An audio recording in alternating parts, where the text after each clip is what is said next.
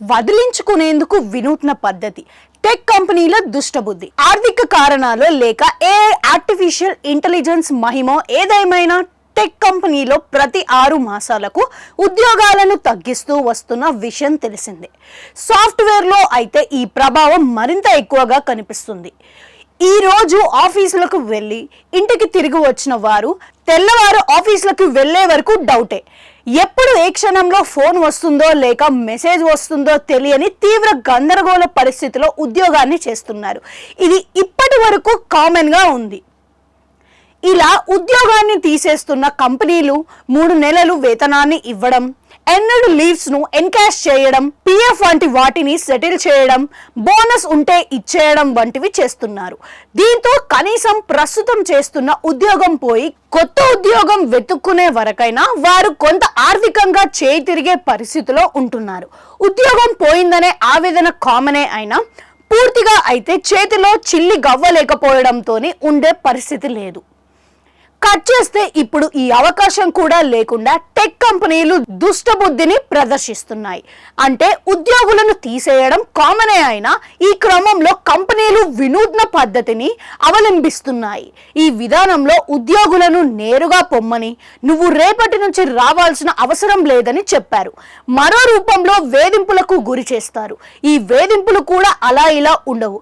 మానసికంగా, ఆర్థికంగా కూడా తీవ్ర స్థాయిలో వేధింపులు గురి చేస్తున్నారు.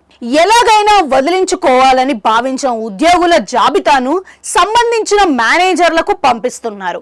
ఇక అక్కడి నుండి మేనేజర్లకు పూర్తి హక్కులు కల్పిస్తారు. అలాగని తీసేయాలని అనుకున్న ఉద్యోగుల పేర్లు కూడా బయటకు చెప్పరు. కానీ ఆ రోజు నుండి వారికి సెలవులు ఇవ్వరు. కుదిరితే వీక్ ఆఫ్లు, రోజుల్లో ఇంటి నుంచి పని చేయాలంటూ క్షణం తీరిక లేకుండా పని చెబుతుంటారు. పోనీ అది కూడా చేశారనుకోండి, అప్పటి వరకు టచ్ లేని పనిని అప్పగిస్తారు. అది ఎలాగో ఉద్యోగికి చేయడం రాదు కాబట్టి సూటిపోటి మాటలతో వేధిస్తారు.